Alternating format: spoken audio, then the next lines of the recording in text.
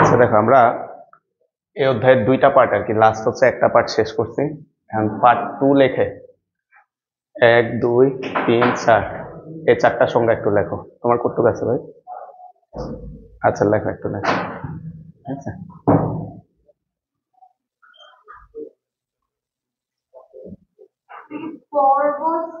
পরবশ।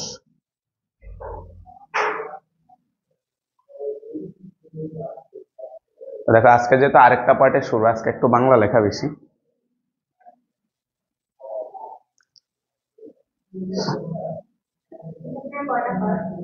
এটাই শেষ।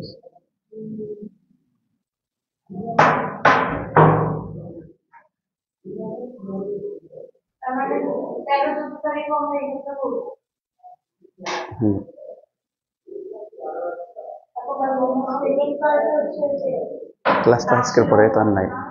হ্যাঁ,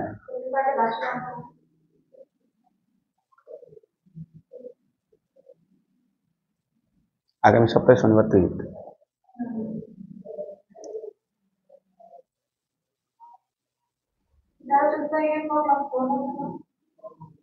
এখনো ক্যালেন্ডার দিচ্ছি।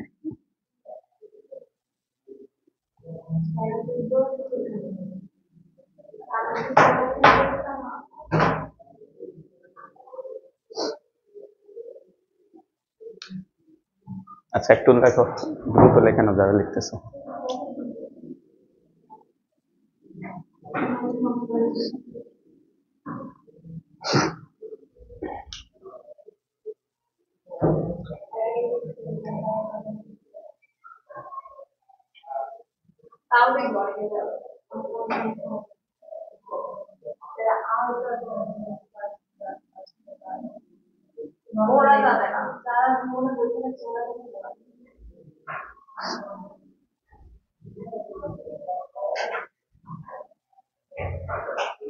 আচ্ছা এদিকে খেয়াল করি ভাইয়া, আমরা এবার হ্যাঁ একটা একটা করে ভাইয়া বোঝাই। ফার্স্টে দেখো মুক্ত কম্পন। মুক্ত কম্পনটা ভাইয়া বোঝাই। মনে করো ভাইয়া তোমার কাছে, তোমরা ল্যাবে হয়তো বা সুর শলাকা দেখছি না ভাই? এই যে এরকম, দেখো নি? ল্যাবেই তো যাও নাই নাকি? ঠিক আছে, হ্যাঁ। তো এরকম একটা বন্ধ, এটা নিচে হাতল ধরে এটা বাড়ি মারলে এটা কাঁপে আর কি। তো এগুলোর গায়ে এক একটা রেঞ্জ লেখা থাকে। মনে করো এটার গায়ে লেখা আছে 512 হার্টজ। তাহলে এটাকে যখন তুমি বাড়ি মারবে ভাই, এটাকে জাস্ট বাড়ি মারলে এটা কাঁপবে। তাহলে এইটাকে যখন বাড়ি মারছো, এর গায়ে লেখা 512 হার্টজ, অর্থাৎ এই সুর শলাকাটা 512 হার্টজ কম্পনে কম্পিত হবে। এটাকে বলা হয় তার মুক্ত কম্পন। মানে প্রত্যেকটা বস্তু, যেমন এই কলমটাকে ভাই যে ভাইয়া বাড়ি মারলাম, তুমি শব্দ শুনছো, ক্লাস 9-10 আমরা পড়ছি শব্দ উৎপন্ন হয় কিসের কারণে বলতে ভাই? বস্তুর কম্পনের কারণে। বস্তুর কিসের কারণে? মানে তুমি যে এটা বাড়ি মারছো, এখানেও যে শব্দটা তৈরি হয়েছে ভাইয়া, এটাও কাঁপছে। তাহলে এখন এটা কত কম্পনে কাঁপছে? তার নিজস্ব একটা ফ্রিকোয়েন্সি আছে। প্রত্যেকটা বস্তুর একটা নিজস্ব ফ্রিকোয়েন্সি থাকে। যখন এটাকে কাঁপানো হয় তখন সে ওই কম্পনে কাঁপে। এটাকে বলা হয় তার কি ভাইয়া? মুক্ত কম্পন। কারণ আমি কথা বলতেছি, আমার ভোকাল কর্ড এটার কাঁপতেছে, এটা তার নির্দিষ্ট একটা ফ্রিকোয়েন্সি আছে, এই ফ্রিকোয়েন্সিতে সে কাঁপতেছে। এটাই হচ্ছে মুক্ত কম্পন। এই বোর্ডটাকে বাড়ি মারছি, শব্দ হয়েছে, যে এটা কাঁপতেছে কিন্তু এখন। তাহলে এটা কত কম্পনে কাঁপতেছে? তার নিজস্ব একটা কম্পন আছে, সেই কম্পনে কাঁপতেছে। এটাকে বলা হয় তার কি ভাইয়া? মুক্ত বা স্বাভাবিক কম্পন। এরপরে দেখো পরবশ কম্পন। বলতো বশ, এখানে বাংলা একটা শব্দ লিখছে, বলতো এটার মানে কি? বল না, বসে আনা। বসে আনা মানে কি? তোমার কন্ট্রোলে নিয়ে আসা। বসে আনা মানে কি ভাইয়া? তোমার কন্ট্রোলে নিয়ে আসা। যেমন ভাইয়া মনে করো, এদিকে খেয়াল করো, এখানে একটা সুতা আছে মনে করো। বলতে এখানে দেখো তো, মুক্ত কম্পনে বলা আছে যে কোনো আকার, গঠন বা আকৃতির বস্তুকে আন্দোলিত করলে নিজস্ব একটা কম্পাঙ্ক রক্ষা করে সে কম্পিত হয়। তাহলে এই সুতাটার, ভাই এদিকে খেয়াল করো, এই সুতাটার নিজস্ব কম্পাঙ্ক ভাইয়া মনে করলাম 500 হার্টজ, 300 হার্টজ। আর এখানে যে সুর শলাকাটা আছে ভাইয়া, এর কম্পাঙ্ক মনে করলাম 512 হার্টজ। তুমি কি করলা? এই সুর শলাকাটাকে বাড়ি দিয়ে কাঁপাইছো, খেয়াল করো, কাঁপাই এবার এই সুতাটাকে টাচ করাইছো। টাচ করানোর সাথে সাথে দেখবা এই সুতাটা এলোমেলো ভাবে প্রথমে কিছুক্ষণ কাঁপবে। এলোমেলো ভাবে কাঁপার পরে তার কিছুক্ষণ পরে সে নিজেও কত হার্টজে কাঁপতে শুরু করবে? 512 হার্টজে কাঁপতে শুরু করবে। তাহলে খেয়াল করো তো ভাইয়া কি ঘটলো, এখানে যে সুতাটা আছে সুতাটার নিজস্ব কম্পাঙ্ক হচ্ছে 300 নিজস্ব, আর তুমি তার উপর একটা আরোপিত কম্পন দিছো, এটাকে বলবো আমরা আরোপিত, মানে এটা তার উপর আরোপ করছো। আরোপিত কম্পাঙ্ক কত ভাইয়া? 512 হার্টজ। তাহলে যখন 512 হার্টজের একটা কম্পাঙ্ক এটার উপর আরোপ করবা তখন এটা প্রথমে কিছুক্ষণ এলোমেলো ভাবে কম্পিত হবে, তার কিছুক্ষণ পরে সে আরোপিত কম্পনের কম্পাঙ্কে তোমার হচ্ছে কম্পিত হতে থাকবে। তাহলে বলো তো ভাইয়া এই 512 হার্টজ এটাকে তার নিজের কন্ট্রোলে নিয়ে আসছে না ভাই? তাহলে যে কন্ট্রোলে নিয়ে আসাকে কি করা হয়, বাংলায় বলা হয় বসে নিয়ে আসা। তাহলে এইটার নাম দিচ্ছে হচ্ছে কি ভাইয়া? পরবশ কম্পন। দেখো কি বলছে সংজ্ঞায়, কোন বস্তুর উপর আরোপিত পর্যাবৃত্ত স্পন্দনের কম্পাঙ্ক, এই যে দেখো বস্তুর স্বাভাবিক কম্পাঙ্কের চেয়ে ভিন্ন হলে, তাহলে আরোপিত কম্পাঙ্ক যেটা সেটা বস্তুর স্বাভাবিক কম্পাঙ্কের চেয়ে কি ভিন্ন, বস্তুটি প্রথমে অনিয়মিত ভাবে কম্পিত হবে, অর্থাৎ এর উপর যখন এটা আরোপ করবা সে এলোমেলো ভাবে কাঁপতে থাকবে, এর কিছুক্ষণ পরে আরোপিত কম্পাঙ্কে কম্পিত হতে থাকে, এ ধরনের কম্পনকে বলা হয় পরবশ কম্পন। বুঝছি ভাই? এবার আসো আমাদের পরীক্ষায় সবচেয়ে বেশি আসে যেটা অনুনাদ বা হচ্ছে রেজোনেন্স। এটা কি ভাইয়া? সবাই দেখে খেয়াল করো, মনে করো এখানে নিজস্ব কম্পাঙ্ক, এখানে নিজস্ব কম্পাঙ্ক হচ্ছে 512 হার্টজ, এদিকে দেখো সুতা তার নিজস্ব কম্পাঙ্ক 512 হার্টজ, আর তার উপর যেটা আরোপ করতেছো সেটাও কত ভাইয়া? 512 হার্টজ। তাহলে বলতো দুজনের কম্পাঙ্ক কি এখন কি সেম? এই ক্ষেত্রে ভাই সে আর এলোমেলো ভাবে কম্পিত না হয়ে সে কি করবে, সর্বোচ্চ বিস্তার সহকারে এখানে কম্পন সৃষ্টি করবে। তাহলে এই ধরনের কম্পনকে কি বলা হয় ভাইয়া? অনুনাদ। তাহলে ভাইয়া তোমরা ভাইরা বলো তো ভাইয়া অনুনাদকে কি পরবশ কম্পন বলা যেতে পারে কিনা? দেখো তো ভাইয়া, এটা হচ্ছে আবার ভাইয়া বুঝাচ্ছি, এ হচ্ছে সুতাটা, সুতার নিজস্ব কম্পাঙ্ক কত ভাইয়া? 512 হার্টজ, আর তার উপর যেটা আরোপ করতেছে সেটাও কত ভাইয়া? 512 হার্টজ। তাহলে যখন দুইটা সেম হয়ে যায় তখন সে সর্বোচ্চ বিস্তার সহকারে কাঁপতে থাকে বা সর্বোচ্চ বিস্তারের শব্দ তৈরি করতে থাকে। এখন প্রশ্ন হচ্ছে এই ঘটনাটাকে তো আমরা অনুনাদ বলবো যখন দুইটাই সেম হয়ে যাবে। প্রশ্নটা হচ্ছে অনুনাদ আর হচ্ছে তোমার পরবশ কম্পন এক কিনা। অনুনাদকে তুমি পরবশ কম্পন বলতে পারো কিনা? অবশ্যই, কারণ কি এটা এটার উপর আরোপিত হয়েছে না, এটা এটার উপর কি হয়েছে? আরোপিত হয়েছে। তাহলে আরোপিত হওয়াটাকেই তো আমরা বলি কি ভাইয়া? পরবশ কম্পন। কিন্তু ভাইয়া তুমি চাইলে অনুনাদকে পরবশ কম্পন বলতে পারবা, কিন্তু সব পরবশ কম্পনকে তুমি আবার অনুনাদ বলতে পারবা না। কারণ কি অনুনাদ হইতে হইলে এই দুইটার ফ্রিকোয়েন্সি আবার কি হইতে হবে? সেম হইতে হবে। বুঝছি ভাইয়া? তাহলে এখানে জায়গা থাকলে ছোট্ট করে একটা নোট লিখে রাখুন, সকল অনুনাদ, সকল অনুনাদ পরবশ কম্পন, পরবশ কম্পন, কিন্তু সকল পরবশ কম্পন অনুনাদ নয়। সকল পরবশ কম্পন অনুনাদ নয়।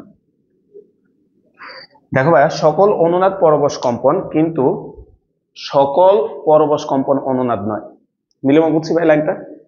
তাহলে আমাদের আরোপিত হইলেই সেটাকে আমরা বলবো পরবশ কম্পন, একটা কম্পনের উপর আরেকটা আরোপিত হলেই তাকে বলবো আমরা পরবশ কম্পন। কিন্তু যার উপর আরোপিত হচ্ছে তার কম্পাঙ্ক এবং আরোপিত কম্পাঙ্ক যখন সমান হয়ে যাবে তখনই আমরা তাকে বলবো কি ভাইয়া? অনুনাদ। তাহলে দেখবা যে এমসিকিউতে এখান থেকে আজকের ক্লাস থেকে অনেকগুলো এমসিকিউ আসবে, তোমাকে বলা হবে নিজস্ব কম্পাঙ্ক আর আরোপিত কম্পাঙ্ক যদি সমান না হয় তাহলে সেটি কি অপশনে থাকবে? পরবশ কম্পন। আর বলা হবে নিজস্ব কম্পাঙ্ক আর আরোপিত কম্পাঙ্ক যদি সমান হয় সেটি কি অপশনে থাকবে? কি বলতে ভাইয়া? অনুনাদ। এবার আসো ভাইয়া একটা ঘটনা বুঝাই। অনেক আগে আমেরিকাতে এরকম হয়েছিল, এখানে দুইটা শহর আছে, ঘটনাটা একটু খেয়াল করো। এটা একটা শহর এ, এখানে একটা শহর বি, দুটা শহরের মাঝখানে একটা সেতু ছিল, দুটা শহরের মাঝখানে একটা সেতু ছিল। খেয়াল করো ভাই একটু। এখন তোমরা যখন গাড়ি করে, যেমন ভাই তুমি ভাইয়ের দিকে খেয়াল করো, আমরা যদি এটা থেকে তুমি এই যে আঘাত করো, তুমি এক পা দিয়ে আঘাত করে আরেক পায়ে খেয়াল করবে, দেখবে যে এটা কাঁপতেছে। তাহলে গাড়িগুলা যখন সেতুর উপর দিয়ে যায় বলতে এই সেতুটার মধ্যে তোমরা ফিল করবে সেতু কিন্তু কাঁপে। তাহলে বলতে এটা কোন কম্পনে কাঁপবে? নিজস্ব কম্পনে। সে তার নিজস্ব কম্পনে কাঁপবে। তা আমরা মনে করলাম যে ইঞ্জিনিয়ার বানাইছে ভাই এটা যে কাঁপবে, যে আপ ডাউন করবে কিছুটা, ইঞ্জিনিয়ার তার সীমাটা ফিক্সড করে বানাইছে, সে এই রেঞ্জের মধ্যে আপ ডাউন করতে পারবে, এতে সেতুর কোনো ক্ষয়ক্ষতি হবে না। তো একবার এই শহর থেকে বি শহরে কিছু সৈনিক যাওয়ার দরকার ছিল, অনেকগুলো আমেরিকান সৈন্য এই শহর থেকে এই শহরে যাবে, তখন তারা এই ব্রিজের উপর দিয়ে হেঁটে এই শহর থেকে বি শহরের দিকে যাত্রা করছে।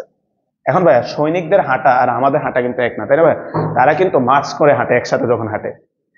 তাহলে তারা মার্চ করে যখন হাঁটে কি হয় ভাই? একটু তরঙ্গের দিকে একটু খেয়াল করো তো ভাই, তরঙ্গের কণাগুলা কি হয়? একটা নির্দিষ্ট সময় উপরে উঠে, একটা নির্দিষ্ট সময় আবার নিচে নামে, নির্দিষ্ট সময় উপরে উঠে, নির্দিষ্ট সময় নিচে নামে। তাহলে তারা এখানে একটা কম্পাঙ্ক তরঙ্গ সৃষ্টি করতেছে। দেখো তো ভাইয়া, ওই যে ভাই এটাই একটু আগে বলছে, আমি পা উঠাইলাম, এটাকে যখন আঘাত করব একটা নির্দিষ্ট সময় পর পর এখানে একটা ফ্রিকোয়েন্সি তৈরি করতেছে। এখন ভাইয়া সৈন্যরা যখন হাঁটতেছে তাদের পায়ের আঘাতে এখানে আরো একটা এক্সট্রা তরঙ্গ তারা তৈরি করছে। এবার খেয়াল করো, আমরা বোঝার সুবিধার্থে ধরলাম এই ব্রিজের নিজস্ব কম্পাঙ্ক হচ্ছে 512 হার্টজ ছিল, বোঝার সুবিধার্থে। আর সৈন্যরা হাঁটার সময় কোনো কারণে তাদেরও কম্পাঙ্ক 512 হার্টজ সৃষ্টি হয়ে গেছে। এখন তুমি বলো তো ভাইয়া, ব্রিজের নিজস্ব কম্পাঙ্ক 512 হার্টজ আর সৈনিকরা তৈরি করছো 512 হার্টজ, তাহলে এখানে আরোপিত কম্পাঙ্ক কত? 512। তাহলে বলো তো আর নিজস্ব কম্পাঙ্ক কত সেতুর? 512। তাহলে বলো তো এখন কি ঘটবে? বলতো সেতুটা যখন শুধু সেতু ছিল, সেতু এই রেঞ্জের মধ্যে মনে করো কম্পন দিতে পারতো। এখন এর উপর যখন আরো 512 হার্টজ আপতিত হয়েছে, বলতো এখানে আরো 500 হার্টজ যখন আপতিত হয়েছে, এখানে কি বলা আছে? সর্বোচ্চ বিস্তার সহকারে সে এখন কম্পন দিবে। তাহলে তুমি ভাইরা বলো তো এর কম্পনটা বেড়ে যাবে। এখন তুমি বলো তো কি ঘটছিল, বলতে পারবা? ব্রিজ ভেঙে পড়ে গেছে, বুঝছো? ব্রিজ ভেঙে কিন্তু পড়ে গেছে। তাহলে তুমি খেয়াল করো, একটা ব্রিজ ভাঙতে কিন্তু এত শক্তিও কিন্তু এখানে প্রয়োগ করা লাগে না, জাস্ট ওখানে অনুনাদ তৈরি হয়ে গেছিল কোনো কারণে। অনুনাদ তৈরি হয়ে সেখানে কম্পনটা বেড়ে গেছে, আর কম্পন বাড়ার কারণে সে তার যে রেঞ্জ সেটা অতিক্রম করে কম্পন দেওয়া শুরু করছে, আর তখনই ব্রিজটা ভেঙে গেছে। এরপর থেকে পুরা ওয়ার্ল্ডে সৈনিকদেরকে ব্রিজের উপর দিয়ে হেঁটে যেতে নিষেধ করা হয়েছে। কোন সৈনিক এখন ব্রিজ, মানে সৈনিক একজন হেঁটে গেলে তার প্রবলেম হয় না, মানে একসাথে যখন যায় তাদেরকে ব্রিজের উপর দিয়ে হেঁটে যেতে না করা হয়েছে, মানে গাড়ি দিয়ে যেতে হবে। তো এটা পরীক্ষায় আসে, কেন সৈন্য দলকে নিষেধ করা হয়েছে, এটা বাইরে লেখছে, একটা শীট দিব, শীটে এগুলো লেখা আছে, বুঝছো? কোনটা? এটা তো আঁকছি, কেমন দেখো নাই? এক সাইড থেকে আরেক সাইড আঁকছি না, ঝুলন্ত সেতু আঁকছি এটা, বুঝছি। আর পিলার থাকলেও তো ভাইয়া অনেক দূরে ওই অংশে অনুনাদ তৈরি হয়ে গেছে, ওই অংশে ভেঙে পড়ছে। আসো আমরা বুঝছি ভাইয়া, এটা খুবই ইম্পর্টেন্ট যে সৈনিকদেরকে কেন নিষেধ করা হয়। ঠিক আছে, পরেরটা লেখো, শব্দের তীব্রতা লিখছি না? আসো এবারে এটা বুঝে। তাহলে আমরা শব্দের তীব্রতাটা বুঝাই, তার আগে তোমরা ভাইয়া বলো তো, ভাইয়া যে কথা বলতেছি এই শব্দটা শুধু কি সামনে যাচ্ছে কিনা, নাকি চারদিকে যাচ্ছে? ভাই চারদিকে যাচ্ছে। এবং তোমরা জানো শব্দ হচ্ছে সমবেগে চলে। তাহলে ভাইয়া একটা জিনিস বুঝাই, তারপরে তীব্রতাটা বুঝাচ্ছি। মনে করে এইখানে হচ্ছে আমি কথা বলতেছি, এটা হচ্ছে আমি উৎস। তাহলে 10 সেকেন্ড আমরা বোঝার জন্য ভাইয়া ধরলাম যে 10 সেকেন্ড বা 1 সেকেন্ড। তাহলে 1 সেকেন্ড পর শব্দ এই দিকে যতটুকু যাবে, 1 সেকেন্ড পর শব্দ এই দিকেও ততটুকু যাবে, এই দিকেও ততটুকু যাবে, এই দিকেও যাবে।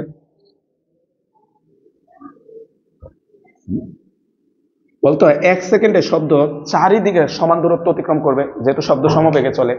এখন তোমার কাছে ভাইয়ের প্রশ্ন, তাহলে শব্দটা আমাকে সেন্টার করে সে কি বৃত্তাকারে যাচ্ছে নাকি গোলক আকারে যাচ্ছে?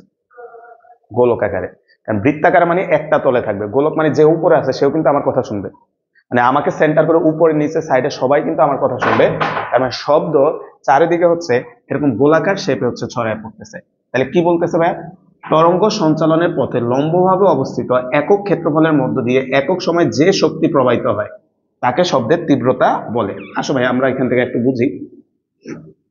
ধরি এ ক্ষেত্রফলের মধ্য দিয়ে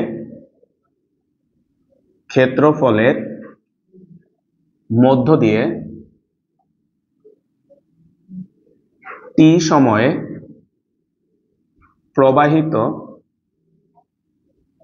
শক্তি সমান সমান হচ্ছে ই।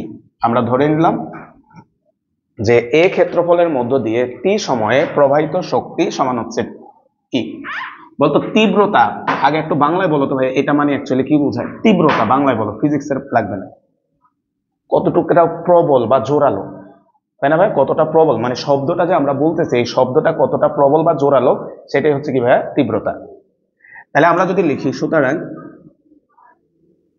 একক ক্ষেত্রফলের মধ্য দিয়ে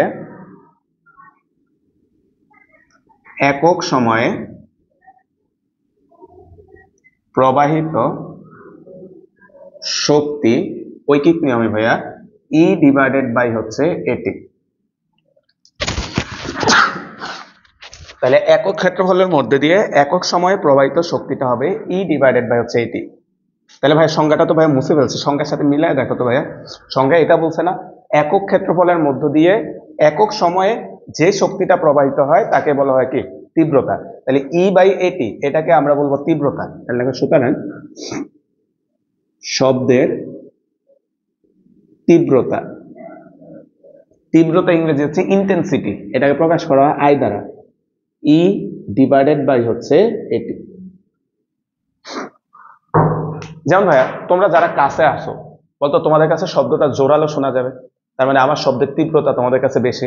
কিন্তু ভাই যে অনেক দূরে আছে বলতো সে আমার শব্দটা কি শুনবে, আস্তে শুনবে, তার মানে তার কাছে শব্দের তীব্রতাটা কি হবে কম। যেমন ভাই এটা তীব্রতাটা অন্যভাবে বুঝতে পারি। মনে করো ভাইয়া এখানে একটা লাইট আছে, হ্যাঁ এখানে একটা টর্চ লাইট আছে, বলতো তুমি তোমার হাতটাকে যদি এখানে রাখো, ভাইয়া দিকে খেয়াল করো, তুমি যদি তোমার হাতটাকে বা কলমটাকে লাইটের সামনে রাখো, বলতে এই জায়গায় আলোটার ঘনত্ব বা তুমি ঘন বেশি দেখবে আলোটাকে। কিন্তু তুমি যদি এটাকে দূরে নিয়ে যাও, বলতে এখানে যে আলোটা এখন পড়বে, বলতে আলোটাকে অনেক বেশি ঘন দেখাবে না হালকা দেখাবে, তাই না ভাই? তাহলে আমরা বলবো ইন্টেন্সিটি কমে গেছে। তাহলে কাছে আনলে ইন্টেন্সিটি বা তীব্রতা বাড়ে, আর দূরে গেলে ইন্টেন্সিটি বা তীব্রতাটা কি হয় কমে। এখন আসলে আমরা গাণিতিক ভাবে এটা দেখি। তো এটা হচ্ছে ভাইয়া তীব্রতার ইকুয়েশনটা, যদিও আমরা এটা ইউজ করব না, এটাকে আমরা একটু চেঞ্জ করি, আমরা ইউজ করব আই ইকুয়াল, সাইডে একটু লেখো তো ভাইয়া, কেউ বলো তো ই বাই টি এটা মানে পি মানে ক্ষমতা, বুঝো কিনা বলতো? ই তো শক্তি এখানে, তাই না ভাইয়া? এই যে ইটা হচ্ছে আমাদের শক্তি, তাহলে আমরা জানি ক্ষমতা মানে শক্তি বাই সময়, তাহলে এটা মানে পি, তাহলে এটাকে আমরা লিখতে পারি হচ্ছে পি বাই এ। তাহলে এটা আমরা মুখস্থ রাখবো, আমরা এটা ব্যবহার করব, ঠিক আছে? আই ইকুয়াল হচ্ছে পি বাই এ। এখন তোমাদের কাছে ভাইয়ের প্রশ্ন, এখানে যে এটা এটা বোঝানোর জন্য ভাইয়া বলছিলাম, আমি যে কথা বলতেছি এটা কি বৃত্তাকারে যাচ্ছে না গোলাকারে যাচ্ছে? তাহলে বলতে এই এটা কার ক্ষেত্রফল, বৃত্তের না গোলকের? গোলকের ক্ষেত্রফল কত? 4πr²। তাহলে এটাকে একটু টান দিয়ে সাইডে একটু লিখে রাখো, গোলকের ক্ষেত্রফল, গোলকের ক্ষেত্রফল, এটা একটু টাইম দিয়ে লিখি। তাহলে আমরা এখানে আসবো হচ্ছে I divided by P divided by 4πr²। তাহলে এইখান থেকে আই এর সাথে যে আর এর রিলেশনটা খুবই ইম্পর্টেন্ট ভাইয়া এমসিকিউর জন্য, অর্থাৎ ইন্টেন্সিটি হচ্ছে দূরত্বের বর্গের ব্যস্তানুপাতিক, ইন্টেন্সিটি হচ্ছে দূরত্বের বর্গের ব্যস্তানুপাতিক, অর্থাৎ তীব্রতা দূরত্বের বর্গের ব্যস্তানুপাতিক। এবার তোমরা ভাইরা বলো তো, এতক্ষণ আমরা ফিজিক্যালি বুঝছি, এখন ম্যাথমেটিক্যালি বুঝলাম। বলতো এই যে লাইটের কথা বলছি, এই লাইটটার সামনে যদি আমার হাতটা থাকে এখানে আলো বেশি পড়বে, আর এটা যত দূরে নিবা আলোর ইন্টেন্সিটি বা তীব্রতা কি হয়ে যাবে কমে যাবে। ওইটাই গাণিতিক ভাবে আসছে, দেখো দূরত্বের সাথে ব্যস্তানুপাতিক। আমার সামনে যারা থাকবে তারা যতটা জোরালো শব্দ শুনবে বা জোরে শব্দ শুনবে, যে দূরে আছে সেই শব্দটা কি শুনবে কিছুটা আস্তে শুনবে, কারণ সম্পর্কটা কি ভাইয়া ব্যস্তানুপাতিক।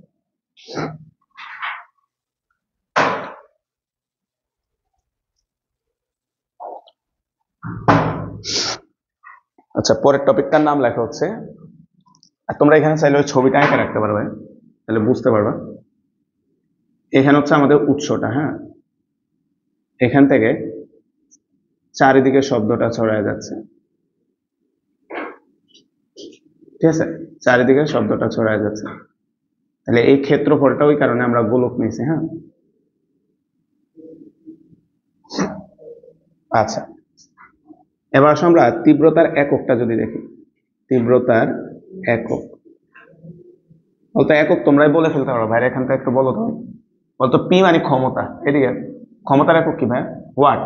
আর এ মানে ক্ষেত্রফল, মিটার স্কোয়ার, তাহলে এককটা কি দাঁড়াবে ভাই? Watt per metre square. তীব্রতার একক হচ্ছে ওয়াট পার মিটার স্কোয়ার।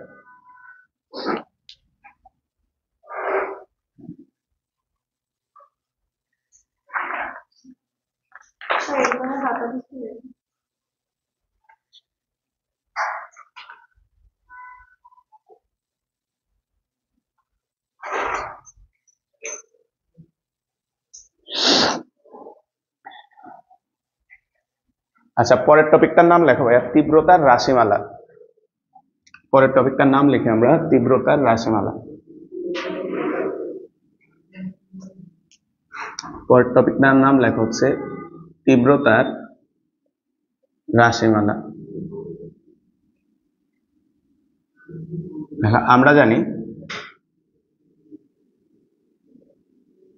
আমরা জানি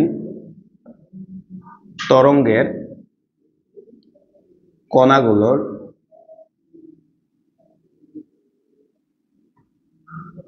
সরল দোলন গতির মাধ্যমে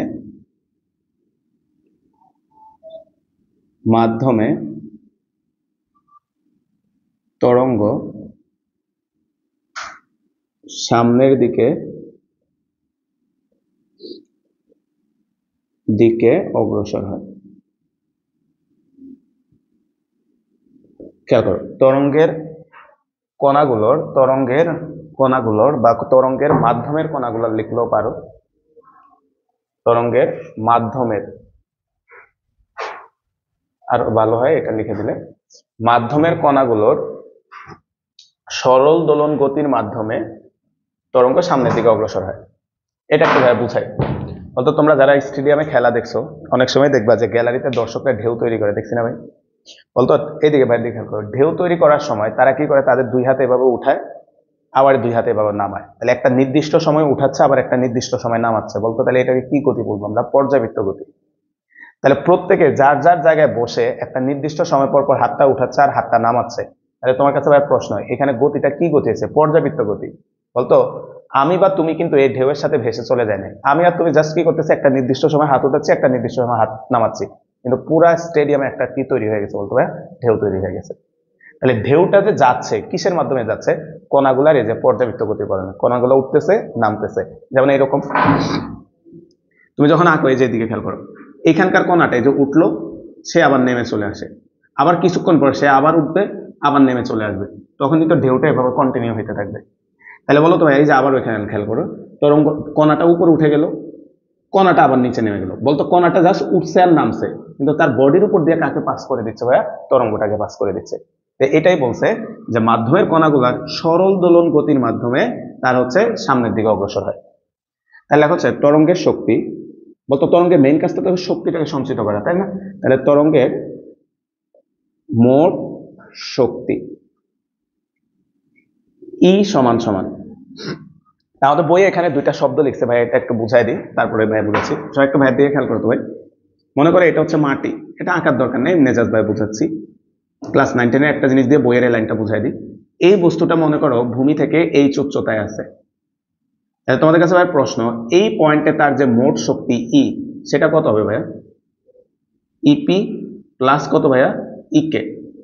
তো ভাইয়া বলো তো, যখন সর্বোচ্চ বিন্দুতে থাকে তার গতিশক্তি কত হয়? 0। তাহলে আমাদের এখানে তার মোট শক্তিটা কত হবে ভাইয়া? mgh। এবার এই বস্তুটাকে যখন তুমি এখান থেকে ছেড়ে দিবা ভাই, বস্তুটা নিচে যত পড়বে, বলতে বেগ বাড়বে না কমবে? বাড়তে বাড়তে এইখানে যখন আসবে, এই পয়েন্টে বেগটাকে ভাই বললাম ভিম্যাক্স, সর্বোচ্চ বেগ হবে ভূমিকে আঘাত করার মুহূর্তে। তাহলে এইখানে তার যে শক্তি, এগুলা লেখার দরকার নেই, জাস্ট একটু বুঝো ইকে। তাহলে ইপি মানে হচ্ছে 0, কারণ মাটিতে চলে আসছে, আর এটা হচ্ছে half M V max square. তাহলে তুমি একটা জিনিস খেয়াল করো তো ভাইয়া, এবার ভাই একটা উত্তর দিও। হ্যাঁ, নিচ থেকে যত উপরে যাও বিভব শক্তি বাড়বে না কমবে ভাই? নিচ থেকে উপরে যাচ্ছ, বাড়বে, বাড়তে বাড়তে বাড়তে বাড়তে বাড়তে এইখানে এসে বিভব শক্তিটা কি হবে? সর্বোচ্চ বিভব শক্তি, সর্বোচ্চ। তাহলে এটা কি, এটাকে আমি সর্বোচ্চ বিভব শক্তি বলতে পারি কিনা ভাইয়া? সর্বোচ্চ বিভব শক্তি। এখন তুমি ভাইরা বলো তো, মোট শক্তিটা হয় সর্বোচ্চ বিভব শক্তির সমান হবে, মোট শক্তিটা না হলে সর্বোচ্চ গতিশক্তির কি হবে? সমান হবে। বুঝবে? কারণ কি, মোট শক্তি যে এই, বলতে আমরা জানি সকল পয়েন্টে শক্তি কি থাকে? সমান। তাহলে এই পয়েন্টের শক্তি হচ্ছে দেখো সর্বোচ্চ বিভব শক্তির সমান, আর এই পয়েন্টের শক্তি হচ্ছে সর্বোচ্চ কি? গতিশক্তির সমান। তাহলে আমাদের বইয়ে এই লাইনটা লিখছে, মোট শক্তি সমান সমান হচ্ছে সর্বোচ্চ বিভব শক্তি বা ই ইকুয়াল হচ্ছে সর্বোচ্চ গতিশক্তি। সর্বোচ্চ গতিশক্তি, তাহলে মোট শক্তিটা সর্বোচ্চ বিভব শক্তি বা সর্বোচ্চ গতিশক্তির সমান। তাহলে আমরা যদি এখানে মান বসাই বা ইকুয়াল হচ্ছে half M V max square. এখন ভাইয়া তুমি এই দিকে খেয়াল করো তো, তুমি এখানে লিখে রাখছো এখানে সরল সন্ধিত স্পন্দনে কণাগুলো স্পন্দিত হয়। সরল সন্ধিত স্পন্দনের ক্ষেত্রে ভাইয়া এসএইচএম এর ক্ষেত্রে এসএইচএম এর ক্ষেত্রে এসএইচএম এর ক্ষেত্রে আমরা জানি হচ্ছে ভি ম্যাক্স ইকুয়াল কত ভাইয়া এ ওমেগা।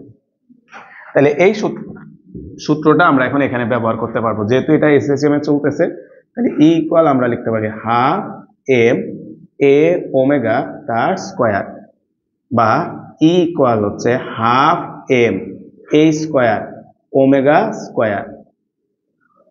তাহলে এই পর্যন্ত আসো, আমরা শক্তিটা বের করে নিয়ে আসলাম যে এখানে যে কণাগুলা সঞ্চালিত হচ্ছে বা কণাগুলা কম্পিত হচ্ছে তাদের যে শক্তি সেটা হচ্ছে half M A square omega square. এটা মুখস্থ লাগবে না, এটা আমাদের লাগেও না।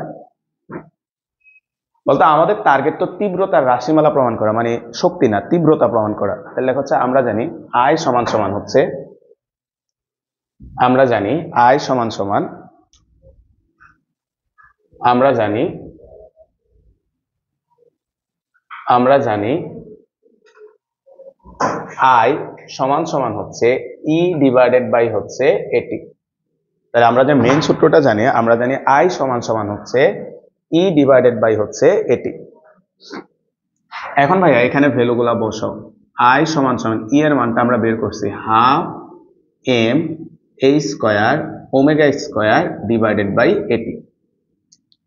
এখন আসো আমরা সাইডে একটা ছোট্ট করে ছবি আঁকি। এবার আমরা মনে করলাম এই হচ্ছে আমাদের মাধ্যমের একটা নির্দিষ্ট অংশ। হ্যাঁ, এটা হচ্ছে আমরা মাধ্যমের নির্দিষ্ট একটা অংশ বিবেচনা করে নিলাম। ঠিক আছে, এটা হচ্ছে মাধ্যমের একটা নির্দিষ্ট অংশ বিবেচনা করে নিলাম। এখন এর ভেতর দিয়ে আমাদের তরঙ্গটা মনে করো প্রবাহিত হচ্ছে, সঞ্চালিত হচ্ছে। এই যে এই অংশের মধ্যে দিয়ে তরঙ্গটা এই দিক থেকে এই দিকে সঞ্চালিত হচ্ছে। এখন তুমি খেয়াল করো তো, তরঙ্গ সঞ্চালনের দিকে এদিকে দেখো ভাইয়া, বলতে এটা একটা তল না, এই যে এইদিকে, বলতো সে এই ক্ষেত্রফলটার মধ্যে দিয়ে কিন্তু এখন পাস হবে, কিংবা সে এই ক্ষেত্রফলটা পাস করে আসতেছে, তাই না ভাই? এই যে এখান থেকে এসে সে এই অংশটা ক্রস করবে। তাহলে এই অংশটার যে দৈর্ঘ্য ভাইয়া, এই অংশটার যে দৈর্ঘ্য বা তরঙ্গের যে অতিক্রান্ত দূরত্ব, সেটা আমরা ধরে নিচ্ছি এস সমান সমান হচ্ছে এল। তাহলে এই অংশটার যে দৈর্ঘ্য সেটাকে আমরা ধরে নিচ্ছি এস সমান সমান এল। আর সে যে ক্ষেত্রফল ভাইয়া, বলতো এদিকে এদিকে ভাই প্লিজ, যে লাল যেটা আছে এটা তো তরঙ্গ, তরঙ্গ না বলে এটা শক্তি বলতে পারি না ভাই। তরঙ্গ কাজ কি? শক্তিটাকে তো পাস করা। শক্তিটা কার মধ্যে দিয়ে পাস হচ্ছে? একটা ক্ষেত্রফলের মধ্যে দিয়ে। তাহলে এটার ক্ষেত্রফল আমরা ধরে নিলাম হচ্ছে এ। তাহলে তরঙ্গটা হচ্ছে এ ক্ষেত্রফলের মধ্যে দিয়ে পাস হচ্ছে।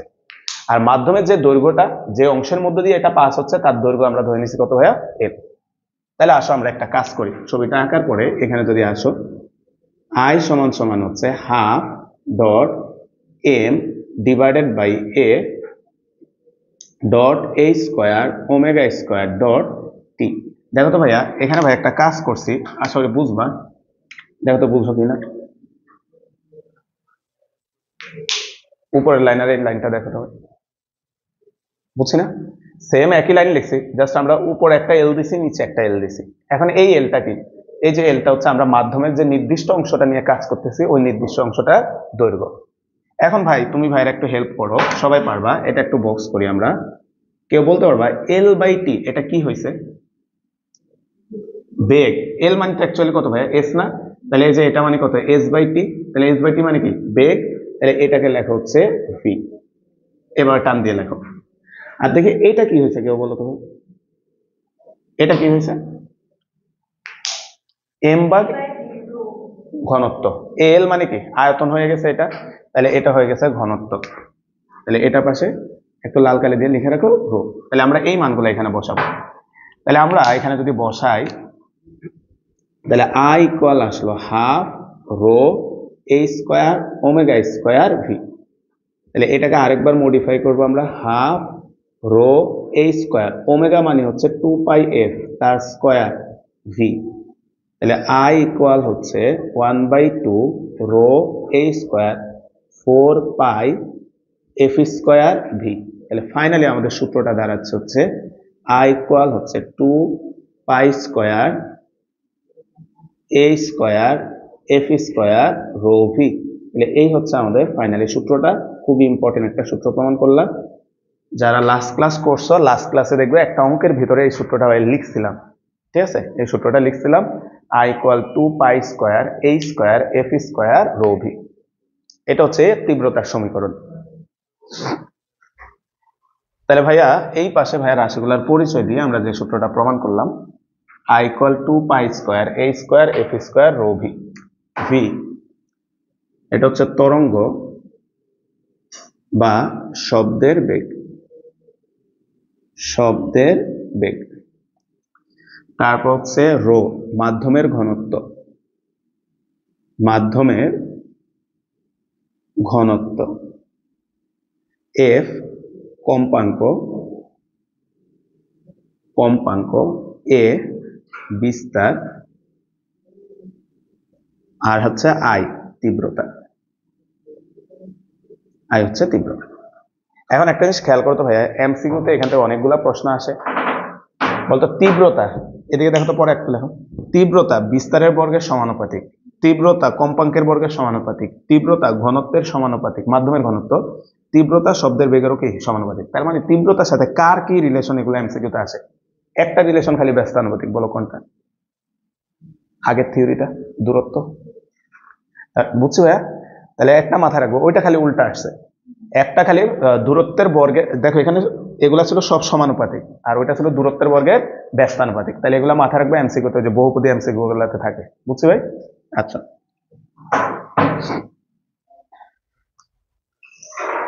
হ্যাঁ কোনটা ভাইয়া? আচ্ছা, এল কি বলো তো ভাই? এল বলতে কোনো রাশি নাই এখানে, তাই না? এটা তো পুরাটা মিলে আয়তন হয়ে যাবে, ঠিক আছে? এল তো কাটাই, এল এর সাথে তো রিলেশনই নেই তার।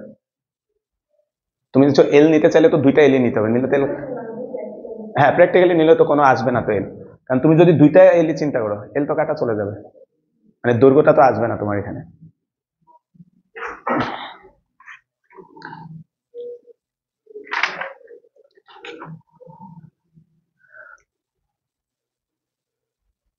পরের টপিকের নাম লিখি আমরা, শব্দের বিস্তার। পরের টপিকটার নাম লেখো। না,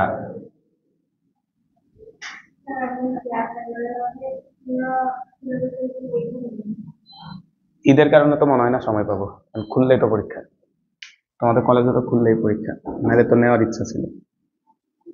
শব্দের বিস্তার, শব্দের বিস্তার ও তীব্রতা লেভেল, তীব্রতা লেভেল। তবে বিস্তার তো বুঝো, তো তীব্রতা লেভেল কি এটা আমরা পরে বুঝাচ্ছি, একটু পরে বুঝে, আগে আমরা বিস্তার নিয়ে কিছু জিনিস আসে আমাদের এমসিকিউতে আসে। তো লেখা হচ্ছে জোরালো শব্দের বিস্তার, জোরালো, জোরালো শব্দের বিস্তার, জোরালো শব্দের বিস্তার 10⁻5 মিটার। এগুলা কিন্তু মুখস্থ রাখতে হবে, হ্যাঁ ভাই? আচ্ছা, আমাদের কানে সবচেয়ে জোরালো যে শব্দটা আমরা শুনতে পাবো, সবচেয়ে জোরে যে শব্দটা আমরা শুনতে পাবো, তার বিস্তার হচ্ছে 10⁻5 মিটার। আমাদের কান ক্ষীণ যে শব্দটা শুনবে, ক্ষীণ শব্দের বিস্তার, ক্ষীণ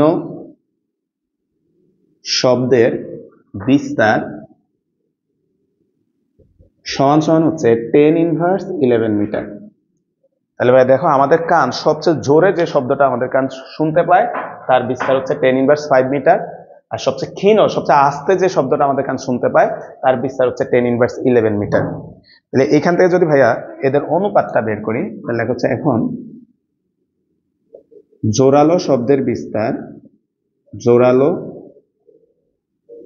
শব্দের বিস্তার ডিভাইডেড বাই হচ্ছে ক্ষীণ শব্দের বিস্তার, ক্ষীণ শব্দের বিস্তার। তাহলে দেখো তো ভাইয়া, জোরালো শব্দের বিস্তার হচ্ছে 10⁻5 মিটার, আর ক্ষীণ শব্দের বিস্তার হচ্ছে 10⁻11 মিটার। তাহলে এটাকে একটা দ্বারা ভাগ করে দাও, তাহলে জোরালো শব্দের বিস্তার শব্দের বিস্তার ডিভাইডেড বাই হচ্ছে ক্ষীণ শব্দের বিস্তার বিস্তার সমান সমান হচ্ছে 10⁶।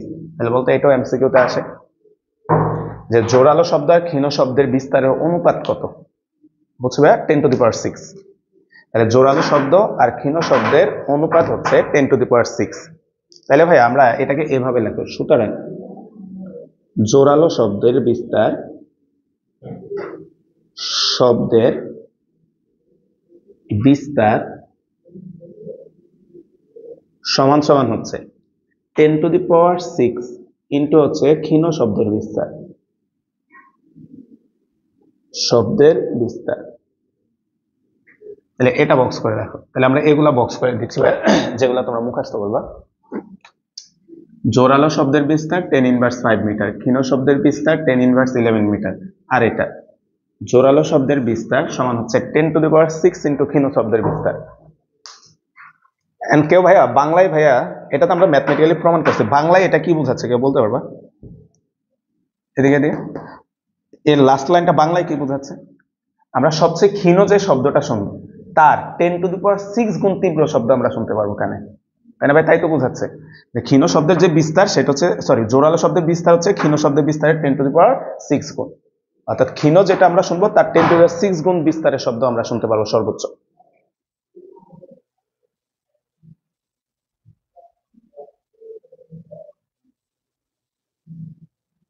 আচ্ছা, এরপর লেখা হচ্ছে আবার আই সমানুপাতিক হচ্ছে এই স্কয়ার, বলতে এটা মাত্র প্রমাণ করছে, ওই সূত্র থেকে লিখছি। তাহলে তীব্রতা হচ্ছে বিস্তারের বর্গের ব্যস্তানুপাতিক, তাহলে বিস্তারের বর্গের সমানুপাতিক, তাই না ভাই? তীব্রতা হচ্ছে বিস্তারের বর্গের সমানুপাতিক।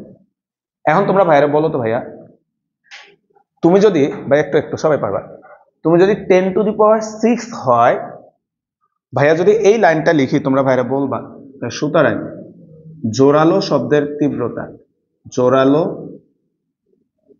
শব্দের তীব্রতা, ভাইয়া একটু হেল্প করো। এই কোয়েশনে ভাইয়া বিস্তারের পরিবর্তে এই জায়গায় শব্দটা নিয়ে আসছে কি ভাইয়া? তীব্রতা। এই জায়গাও ভাইয়া বিস্তারের জায়গায় নিয়ে আসছে তীব্রতা। এখন ভাইয়া বিস্তারকে যখন তুমি তীব্রতাতে কনভার্ট করবা, তীব্রতার সাথে বিস্তারের রিলেশনটা দেখো বর্গের সমানুপাতিক। তাহলে বলো তো 10⁶ কে যদি তুমি স্কোয়ার করে দাও, বর্গ যেহেতু, 10⁶ কে যদি স্কোয়ার করে দাও এটা কত হবে? 10⁻12। তাহলে লেখা হচ্ছে 10⁻12 ইন্টু হচ্ছে ক্ষীণ শব্দের তীব্রতা, শব্দের তীব্রতা। তাহলে এটাও আমরা বক্স করি। সবচেয়ে আস্তে যে শব্দটা আমরা শুনবো তার 10⁻12 গুণ তীব্রতার শব্দ আমাদের কান শুনতে পারবে। তাহলে জোরালো শব্দের তীব্রতা হচ্ছে ক্ষীণ শব্দের তীব্রতার 10⁻12 গুণ।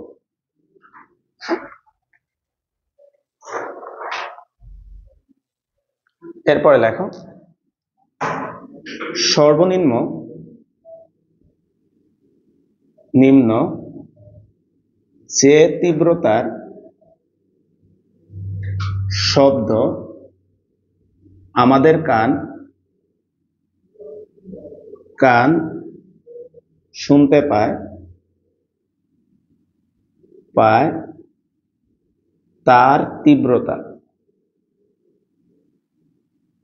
10⁻12 ওয়াট পার মিটার স্কোয়ার। তাহলে এখানে খেয়াল করো ভাইয়া, সর্বনিম্ন শব্দটা বক্স করো। তাহলে সর্বনিম্ন যে তীব্রতার শব্দ আমাদের কান শুনতে পায়, এটা তোমাকে রেঞ্জগুলো মুখস্থ রাখতে হবে ভাই, এগুলো কিন্তু এমসিকিউতে আসে। তাহলে সর্বনিম্ন তীব্রতার শব্দ হচ্ছে কত? 10⁻12 ওয়াট পার মিটার স্কোয়ার। সর্বনিম্ন তীব্রতার যে শব্দটা আমাদের কান শুনতে পায়, তাহলে একটু আগে আমরা বিস্তারের সাপেক্ষে বলছি, এখন তীব্রতার সাপেক্ষে বলা হচ্ছে। তাহলে সর্বনিম্ন যে তীব্রতার শব্দ আমাদের কান শুনতে পায় তার তীব্রতা হচ্ছে 10⁻12 ওয়াট পার মিটার স্কোয়ার। তাহলে তোমাদের কাছে ভাই প্রশ্ন, সর্বোচ্চ শব্দের তীব্রতা কত? এই যে এখানে বলাই আছে, এদিকে দেখো তো ভাই, জোরালো শব্দ তীব্রতা হচ্ছে ক্ষীণ শব্দের তীব্রতার 10⁻12 গুণ। তাহলে ভাইয়া এই জায়গায় ক্ষীণ শব্দের তীব্রতার জায়গায় তুমি যদি 10⁻12 বসায় দাও, বলতে এটা কাটা গেলে কত আসবে? 1। তাই না ভাই? তাহলে লেখা হচ্ছে সর্বোচ্চ যে তীব্রতার শব্দ, সর্বোচ্চ যে তীব্রতার শব্দ শব্দ আমাদের কান শুনতে পায়, কান শুনতে পায় পায় তার তীব্রতা 1 watt per metre square.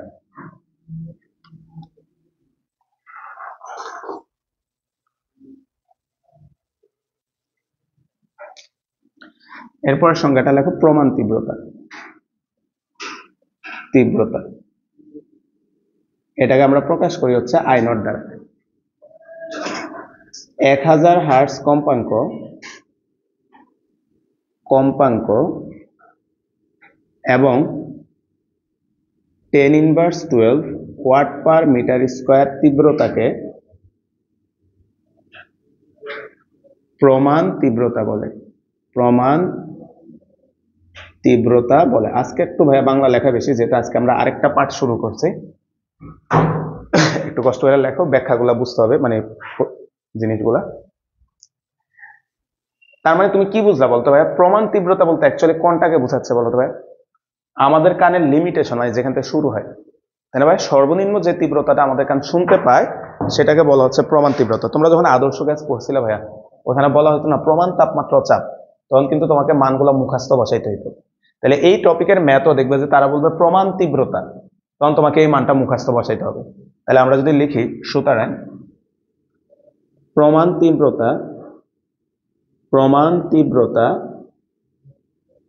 I not সমান সমান 10^12 watt per metre square. Box করে রাখি, এ হচ্ছে আমাদের প্রমাণ তীব্রতা। ম্যাথে যখন বলবে আমরা তখন এটা ব্যবহার করব।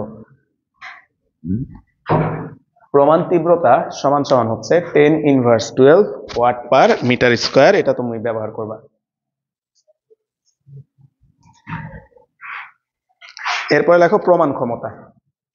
সেম সঙ্গে ভাই, ভাই একটু এখানে লিখে দিই, তোমরা লেখো প্রমাণ ক্ষমতা। এটাকে আমরা প্রকাশ করব হচ্ছে পি নট দ্বারা। এখানে খালি 10^12 ওয়াট, ঠিক আছে? একটু লিখে নাও প্রমাণ ক্ষমতা।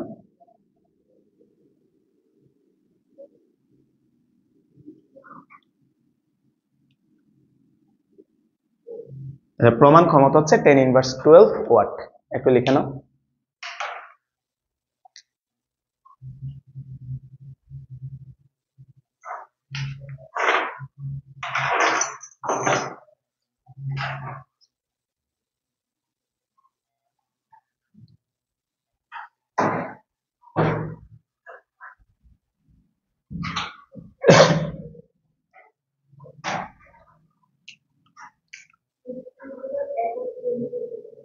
তীব্রতার একক চেঞ্জ হয় না এটা, এটা এটা তো ক্ষমতা, তাই ওয়াট আছে ক্ষমতা। আচ্ছা দেখ, 1000 হার্টজ কম্পাঙ্ক এবং এত ওয়াট ক্ষমতাকে, ক্ষমতাকে, ঠিক আছে, ক্ষমতাকে প্রমাণ ক্ষমতা বলে। একটু চেঞ্জ করে নাও।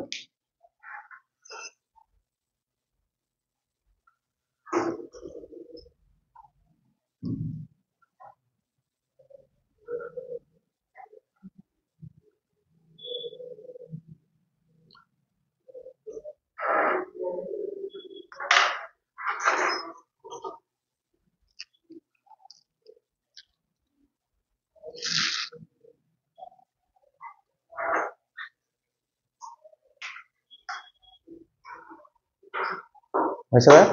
আচ্ছা, পরের টপিকটা লেখা হচ্ছে শব্দ উচ্চতা। শব্দ উচ্চতা এটাকে প্রকাশ করা হয় এল দ্বারা। ভাই বাংলায় বললে বোঝা যায় না, ইংরেজিতে বললে বুঝে যাবা। এটা মানে হচ্ছে অ্যাকচুয়ালি লাউডনেস। বলতো মানে কি? এবার তো কিছুটা বুঝতেছো, তাই না ভাই? শব্দ উচ্চতার ইংরেজিটা হচ্ছে লাউডনেস। মানে কি ভাইয়া? শব্দটা তোমার কানে কতটা জোরে আসবে বা আস্তে আসবে। তাহলে লেখো শব্দের তীব্রতা, শব্দের তীব্রতা শ্রোতার কানে, কানে যে অনুভূতির সৃষ্টি করে, ভূতির সৃষ্টি করে তাকে শব্দোচ্চতা বলে।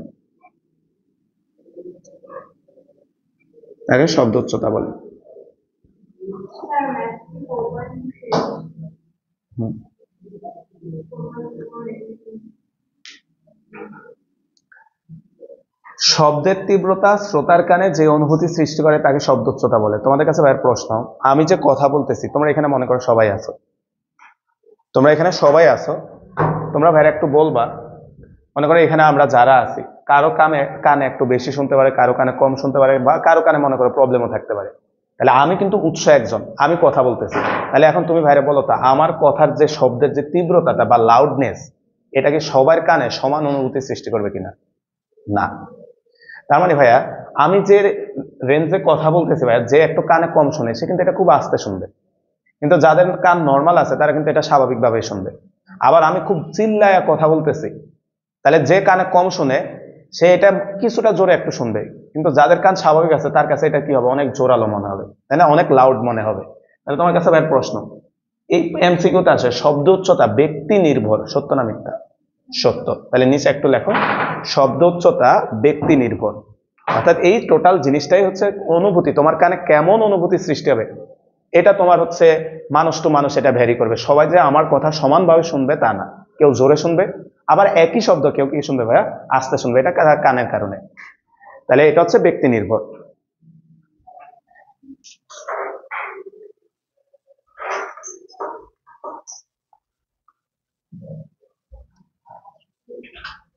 আচ্ছা, এরপরে লেখা একজন বিজ্ঞানীর নাম। দেখো, বিজ্ঞানী ওয়েবার ফেসনারের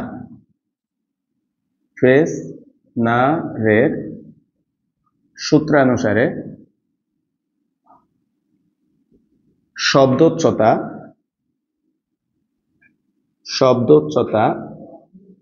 শব্দের তীব্রতার লগারিদমের সমানুপাতিক। খেয়াল করো, বলা হচ্ছে বিজ্ঞানী ওয়েবার ফেসনারের সূত্র অনুসারে শব্দোচ্চতা শব্দের তীব্রতার লগারিদমের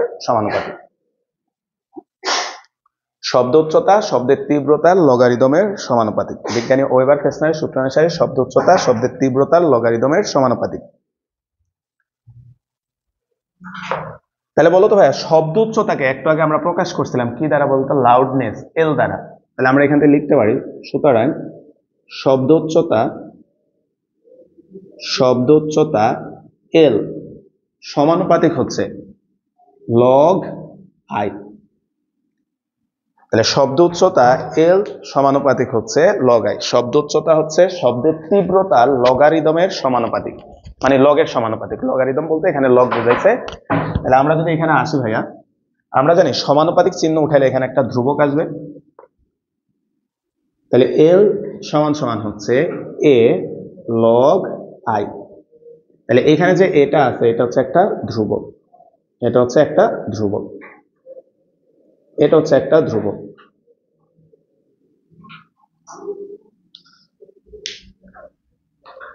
এবার আসো ভাই, আমরা তীব্রতা লেভেল, ওই যে টপিকের শুরুতে আরেকটা শব্দ লিখছিলাম তীব্রতা লেভেল, এখন আমরা আসো তীব্রতা লেভেলটা বলবো। লেখা হচ্ছে পরের টপিকটা তীব্রতা লেভেল, এভাবে লেখো, তীব্রতা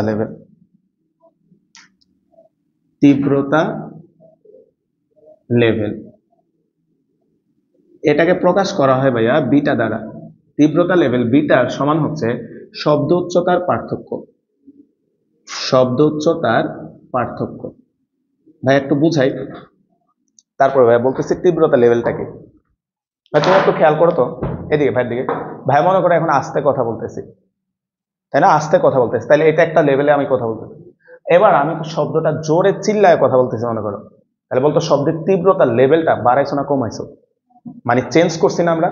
তাহলে এই যে কতটুকু শব্দ উচ্চতা চেঞ্জ করছে, এদের যে ডিফারেন্স, এই ডিফারেন্সটাকে বলা হয় তীব্রতার লেভেল। বলতে লেভেল মানে কি, ধাপ না, একটা ধাপ থেকে আরেকটা ধাপ। এখন ভাই শব্দ কতটা তীব্র এটা প্রকাশ করার জন্য ভাইয়ের কথা শুনি, আমরা একটু পরে লিখে দিব। শব্দ কতটা তীব্র বা কতটা জোরালো এটা অ্যাকচুয়ালি পরিমাপ করা হয় যে রাশিটার সাহায্যে, সেটাই হচ্ছে তীব্রতা লেভেল। বাট আমাদের বইয়ে এই সংজ্ঞাটা বলে নাই, বইয়ে অন্য সংজ্ঞা বলছে, আমরা লিখে দিব। মানে এই যে আমরা যে জোরালো বলতেছি, ক্ষীণ বলতেছি, এই সবগুলা ফাইনালি যে রাশিটার সাহায্যে সহজে মাপা যায় সেটা হচ্ছে কি ভাইয়া, তীব্রতা লেভেল। এটার সাহায্যে আমরা বুঝি যে কোন একটা শব্দ কতটা জোরালো বা কতটা ক্ষীণ বা কতটা আস্তে বা কতটা জোরে। তাহলে ভাই আমরা এটাকে লেখা হচ্ছে এল মাইনাস হচ্ছে এল নট। তাহলে এটাকে ভাই লিখলাম হচ্ছে এল মাইনাস হচ্ছে এল নট, শব্দ উচ্চতার পার্থক্য। তাহলে এইখান থেকে দেখে আমরা এল এর জায়গায় লেখা হচ্ছে এ লগ আই, আর ওইখানে লিখলাম হচ্ছে এ লগ আই নট। তুমি ভাইয়া এটা কমন নিয়ে নাও, এ কমন নিলে থাকবে হচ্ছে লগ আই মাইনাস হচ্ছে লগ আই নট। তাহলে এখানে খেয়াল করো, লগ এ মাইনাস লগ বি এর সূত্র হয়ে গেছে। তাহলে হচ্ছে এ লগ আই ডিভাইডেড বাই হচ্ছে আই নট। এখানে যে ধ্রুবকটা আছে ভাইয়া, এই ধ্রুবকটার মান, এই ধ্রুবকটার মান 1। এখন ভাইয়া তুমি যদি এখানে 1 বসায় দাও, ফাইনালি লাইনটা থাকে হচ্ছে লগ আই ডিভাইডেড বাই হচ্ছে আই নট। এটাই হচ্ছে আমাদের তীব্রতা লেভেলের প্রাথমিক যে সূত্রটা। বিটা ইকুয়াল হচ্ছে 10 লগ আই ডিভাইডেড বাই হচ্ছে আই নট। বিটা ইকুয়াল হচ্ছে log I by I naught. এখানে যে আইটা আছে ভাইয়া, এই আইটা হচ্ছে তীব্রতা, এটা হচ্ছে তীব্রতা। বলতে এইটা তোমার বোঝা উচিত, আই নট আজকের ক্লাসের এক জায়গায় দিয়ে লিখছিলাম, এটা কি প্রমাণ তীব্রতা। এখন আমাদের বইয়ে ভাইয়া, আমাদের বইয়ে তীব্রতা লেভেলের ফিজিক্যাল মিনিংটা না বলে ম্যাথমেটিক্যাল সংজ্ঞাটা বলছে। কি বলছে একটু খেয়াল করো, পরে আবার লেখো। যে কোনো শব্দের তীব্রতা, এদিকে ভাইয়া, যে কোনো শব্দের তীব্রতা ও প্রমাণ তীব্রতার লগারিদমকে তীব্রতা লেভেল বলে। বুঝছো ভাইয়া, বইয়ে কোন সংখ্যাটা বলছে ভাইয়া, গাণিতিক সংখ্যাটা বলছে। যে কোনো শব্দের তীব্রতা ও প্রমাণ তীব্রতার অনুপাতের লগারিদমকে কি বলা হয়, তীব্রতা লেভেল। পরীক্ষা আসলে ওটাই লিখবা। বাট আমরা মাথায় রাখবো তীব্রতা লেভেলের সাহায্যে আমরা কি করতে পারি বলতে ভাই, কোন একটা শব্দ কতটা জোরালো বা কতটা জোরে বা কতটা আস্তে, এটা আমরা মেজারমেন্ট করতে পারি। হ্যাঁ, তাহলে আসো তো ভাই আমরা যদি এবার সংজ্ঞাটা একটু লিখি, তীব্রতা লেভেলের আমরা যদি সংজ্ঞাটা একটু লিখি, আমরা যদি তীব্রতা লেভেলের সংজ্ঞাটা একটু লিখি, তীব্রতা লেভেল। তাহলে তীব্রতা লেভেলের সংজ্ঞাটা একটু লেখো সবাই। কোন শব্দের তীব্রতা, কোন শব্দের তীব্রতা, কোন শব্দের তীব্রতা ও প্রমাণ তীব্রতার অনুপাতকে,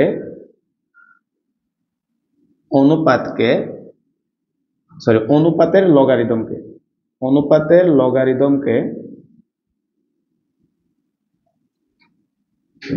তীব্রতা লেভেল বলে, তীব্রতা লেভেল বলে। তো পরীক্ষা আসলে এটা সংজ্ঞা হিসাবে লিখবা যে কোন একটা শব্দের তীব্রতা আর প্রমাণ তীব্রতার যে অনুপাত, তার লগারিদমকে আমরা হচ্ছে তীব্রতা লেভেল বলি। তার নিচে একটা লাইন লেখা হচ্ছে শব্দ কতটা জোরালো বা ক্ষীণ তা তীব্রতা লেভেলের সাহায্যে নির্ণয় করা হয়। তীব্রতা লেভেলের সাহায্যে নির্ণয় করা হয়। অর্থাৎ আমরা ভাইয়া তীব্রতা লেভেলের সাহায্যে, তাহলে এটা হচ্ছে ভাই ফিজিক্যাল কথাটা লিখছি, যে শব্দটা কতটা জোরালো বা ক্ষীণ সেটা আমরা তীব্রতা না পড়ে আমরা তীব্রতা লেভেলের সাহায্যে মাপি, তাহলে সহজে বোঝা যায়। বলতো টেলিফোন আবিষ্কার করছে কে ভাই,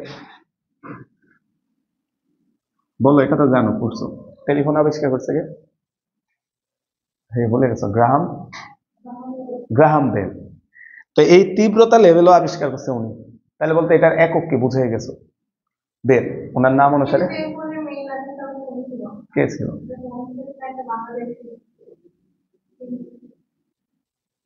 সত্যেন বোস। কে? কে?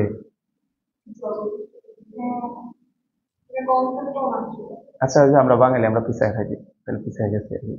তো যাই হোক, তাহলে লেখা হচ্ছে তীব্রতা লেভেলের একক। লেখো সবাই, তীব্রতা লেভেলের একক, তীব্রতা লেভেলের একক। বিজ্ঞানী গ্রাহাম বেলের নাম অনুসারে এটার একক হচ্ছে বেল। এটাকে আমরা বি দ্বারা প্রকাশ করি। আর ওর নিচে লেখো তীব্রতা লেভেলের, তীব্রতা লেভেলের ব্যবহারিক একক, ব্যবহারিক একক ডেসিবেল, ডেসিবেল, যেটাকে আমরা ডিবি দ্বারা প্রকাশ করি। মানে আমরা ব্যবহারিক ক্ষেত্রে ডেসিবল এককটাই ব্যবহার করি, বাট এর এসআই একক কোনটা ভাইয়া? বেল।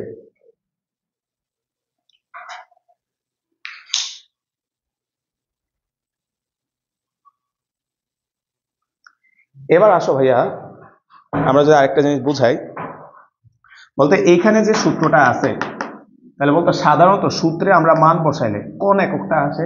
এসআই এককটা। তাহলে তোমার কাছে ভাই প্রশ্ন, এই সূত্র থেকে কোন এককটা আসবে? বেল। এই সূত্র থেকে কোন একক আসবে? বেল এককটা আসবে। তাহলে আমরা এখানে নিচে আমরা যদি লিখি বিটা সমান সমান, বিটা সমান সমান log I divided by I naught, এই যে সূত্রটা আছে এখান থেকে সরাসরি বেল একক আসবে। এই সূত্র থেকে আমরা সরাসরি সরাসরি বেল একক আসবে। এই সূত্র থেকে সরাসরি বেল একক আসবে। পরীক্ষা আসে এক বেল কাকে বলে, ঠিক আছে? এরপরে লেখা হচ্ছে ওয়ান বেল। পরীক্ষা আসে এক বেল কাকে বলে। কোনটা? যে কোনো সূত্রের মান বসালে কোন একক আসে? এসআই একক আসে। তাহলে তুমি এখানে তো সব রাশি এসআই একক বসালে এখানে থেকে এসআই একক আসবে, আর এসআই একক হচ্ছে বেল। তাহলে লেখো এক বেল। বলা হচ্ছে প্রমাণ তীব্রতার, প্রমাণ তীব্রতার 10 গুণ তীব্রতা সম্পন্ন শব্দের তীব্রতা লেভেলকে ওয়ান বেল বলে। আসো ভাই, হ্যাঁ, প্রমাণ তীব্রতার 10 গুণ তীব্রতা সম্পন্ন, প্রমাণ তীব্রতার 10 গুণ তীব্রতা সম্পন্ন শব্দের তীব্রতা লেভেলকে এক বেল বলে। আসো কেমনে কি বুঝাইছে তারা ভাই একটু বুঝাই। বলতো এখানে তোমাকে বলে দিছি স্পষ্ট, প্রমাণ তীব্রতার কয় গুণ তীব্র ভাই? 10 গুণ। তাহলে দেখো তো ভাইয়া, এখানে যে ভাই লিখছে আই, আই মানে তো যে কোনো তীব্রতা, আর আই নট হচ্ছে প্রমাণ তীব্রতা। এই কথা মানে তোমাকে এটা বলছে কিনা যে আই ইকুয়াল হচ্ছে 10 আই নট, এটা বলছে না ভাই? তাহলে আমরা যদি এখন বিটা বের করি, তাহলে এখন বিটা সমান সমান হচ্ছে লগ আই ডিভাইডেড বাই হচ্ছে আই নট। তাহলে লগ আই এর জায়গায় তুমি বসাও 10 I naught divided by I naught, I naught আর নেট কাটা, তাহলে এটা থাকে লগ 10। বলতো লগ 10 মানে কত? 1। এই যে এখানে লেখা আছে ভাই, ক্যালকুলেশন করে এখানে যা বসাবা সরাসরি কিসে আসবে? বেল। তাহলে এখানে চলে আসলো 1 বেল। তাহলে বিটা ইকুয়াল হচ্ছে 1 বেল।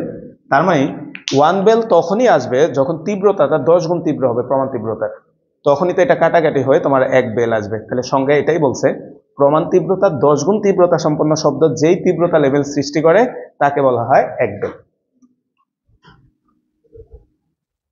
এরপর লেখা হচ্ছে 1 ডেসিবল বা 1 ডিবি। লেখো 1 ডিবি, 1 ডেসিবল। এক বেলের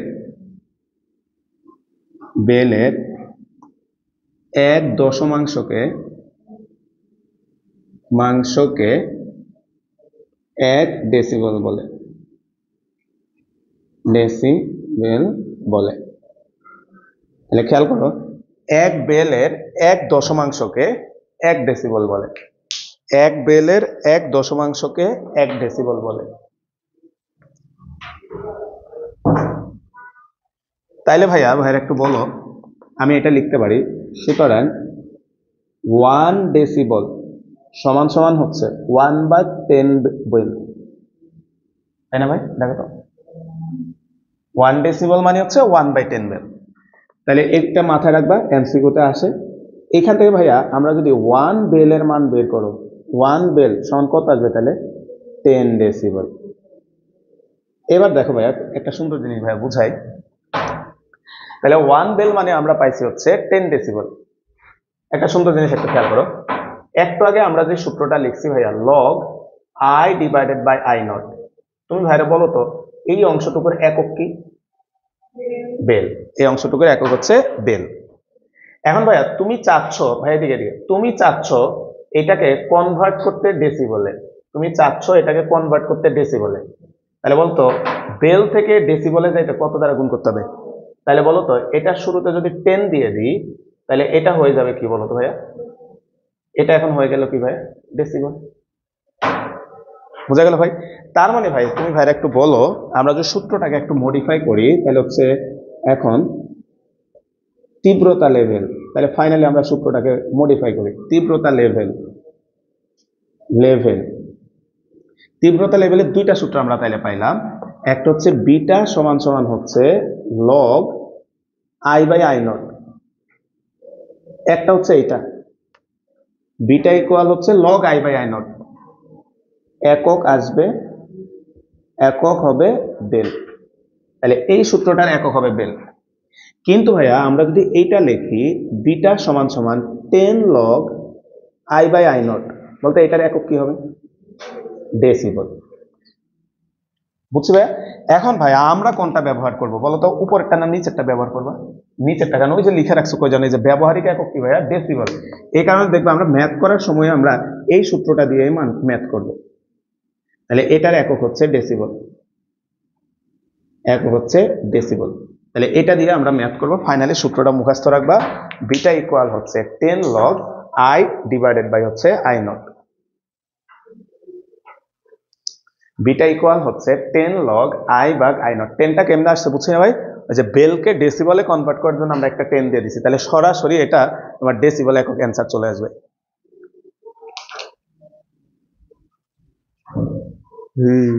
আমাদের আজকে লাস্ট টপিক, লেখো তীব্রতা লেভেলের পরিবর্তন। লাস্ট টপিকটা লেখা হচ্ছে তীব্রতা লেভেলের পরিবর্তন। হ্যাঁ অবশ্যই,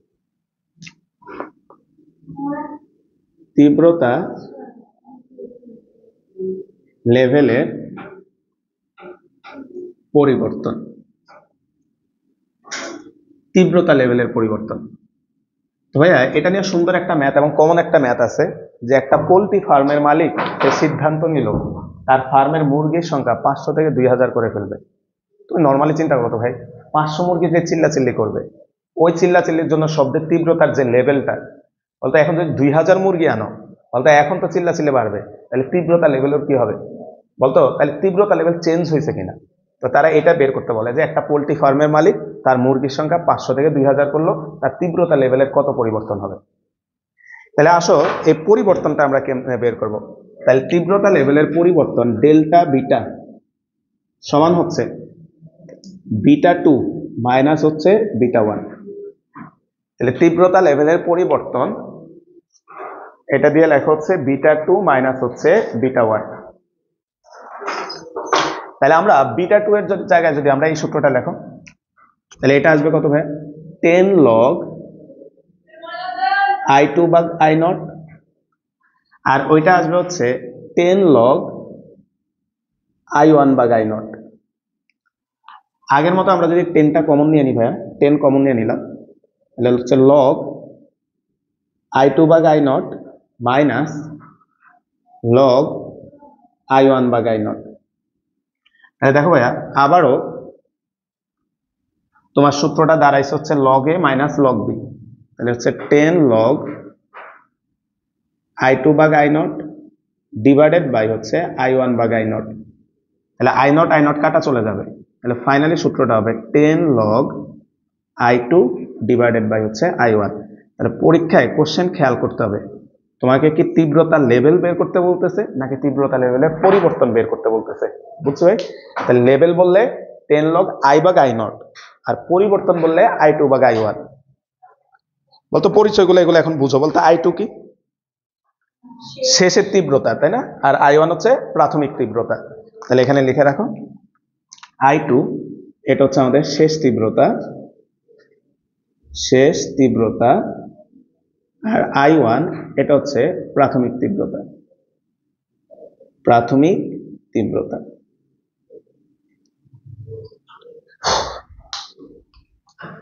না আমাদের আজকে লাস্ট না, লাস্ট বলতে সূত্রগুলা গুছাই দিবা আর কি, নতুন আর টপিক পড়াবো না। দেখো আবার আজকের ক্লাসের মাঝামাঝিতে আমরা পড়ছিলাম তীব্রতার সাথে ক্ষমতার সম্পর্কটা কি ভাইয়া? সমানুপাতিক। তাহলে এই সবগুলা সূত্র তুমি পি দিয়েও লিখতে পারো, যেহেতু সমানুপাতিক ভাবে রিলেশন। তাহলে বিটা ইকুয়াল তুমি চাইলে এটাও লিখতে পারো লগ পি ভাগ পি নট। তারপর হচ্ছে তুমি এটাও লিখতে পারো বিটা ইকুয়াল হচ্ছে 10 লগ পি ভাগ পি নট। বলতে এগুলা তো বুঝতেছো, উপরেরটা কিসে আসবে ভাই? বেল, নিচেরটা ডেসিবেল। তারপর 3 নাম্বার সূত্রটা আমরা লিখতে পারি ভাইয়া বিটা ইকুয়াল হচ্ছে 10 লগ P2 ডিভাইডেড বাই হচ্ছে P1। তো এই হচ্ছে আমাদের সূত্রগুলা। আর 4 নম্বরে সবগুলো একসাথে লিখে দিই, বিটা ইকুয়াল হচ্ছে লগ I ভাগ I0। তারপর 5 নাম্বার হচ্ছে বিটা ইকুয়াল হচ্ছে 10 লগ I ভাগ I0। আর 6 নম্বরে হচ্ছে ডেল্টা বিটা সমান সমান হচ্ছে 10 লগ I2 ভাগ I1। তো এই হচ্ছে আমাদের ফাইনালি সূত্রগুলা ভাইয়া, যা যা আমরা পড়লাম। তো বাংলা, হ্যাঁ